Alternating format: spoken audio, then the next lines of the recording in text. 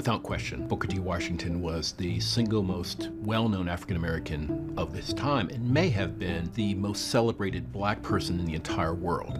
Future educator and orator, Booker T. Washington was born a slave on a Virginia plantation on April 5, 1856. He had to work as a young child, and so he had to juggle hours walking miles and miles to school and then rush back to work. It was very difficult, but he was determined, and that's how he learned to read and write. Washington was allowed to attend school while working as a servant, and in 1872, he befriended the founder of Hampton Institute, who offered him a scholarship to the school. The emphasis at school was on industrial education, on crafts, on technical skills, teaching blacks and the former slaves how to make themselves valuable to the community in a very literal way.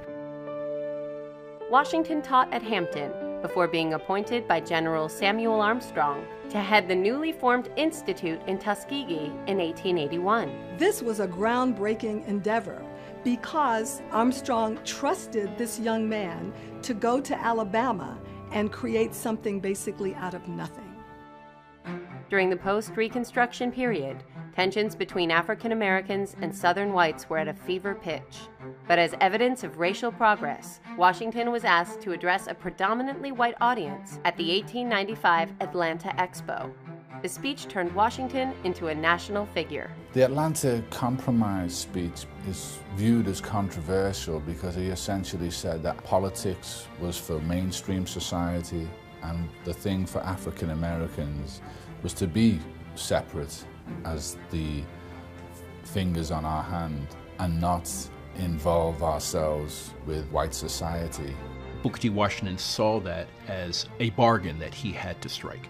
Those who disagreed with him felt that he had conceded far, far too much to the conservative white South. In 1900, Washington formed the National Negro Business League to promote the economic development of African Americans. 1 year later, he chronicled his life in the autobiography Up From Slavery. Booker T. Washington's autobiography was one of the most influential books published by an African American at the turn of the century. Washington urged African Americans to accept their unequal position in society, while secretly funding litigation for civil rights cases.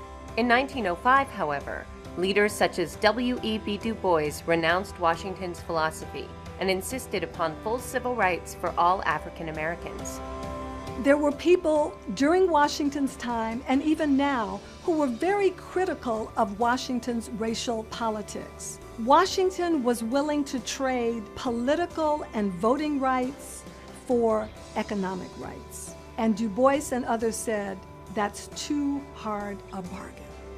Washington remained principal of Tuskegee and wrote a total of 14 books before his death on November 14, 1915.